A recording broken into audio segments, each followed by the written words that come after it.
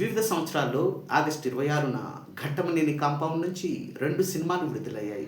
విశేషం ఏమిటంటే ఈ 2 చిత్రాలు కూడా విజయపథంలో పయనించాయి. ఆ సినిమాలకు సంబంధించిన సంక్షిప్త సమాచారం ఈ వీడియో ద్వారా తెలుసుకుందాం. ఫస్ట్ ఫిల్మ్ సింహగర్జన 1978 ఆగస్టు 26న తెరపైకి వచ్చిన ఈ చిత్రంలో సూపర్ స్టార్ కృష్ణ, లత, గిరిబాబు, మోహన్ బాబు ప్రధాన పాత్ర పోషించారు.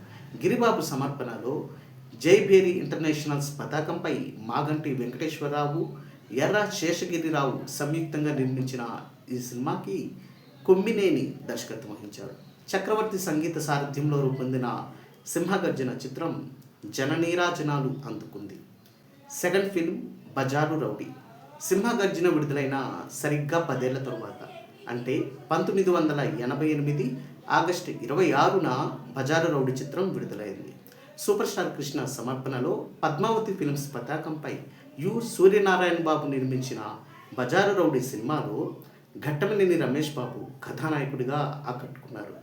ఈ సినిమా ద్వారానే నదియా తెలుగు తెరకు కథానాయికగా పరిచయమైంది. అంతేకాదు ఈ సినిమాలో ఆమె 2 పాత్రల్లో అలరించడం విశేషం. మాస్టర్ మహేష్ బాబు కీలక పాత్రలో నటించిన బజారు రౌడీలో గౌతమి, సీత, కైకాల సత్యనారాయణ, నిర్మలమ్మ ఇతర ముఖ్య పాత్రల్లో ఆకట్టుకున్నారు.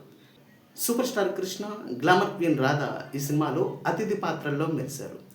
అగ్రదర్శకుడు కోదండరామిరెడ్డి రూపొందించిన బజారు రౌడీ సినిమాకి రాజ్కోటి సంగీతం ఓ ఎస్సెట్గా నిలిచింది.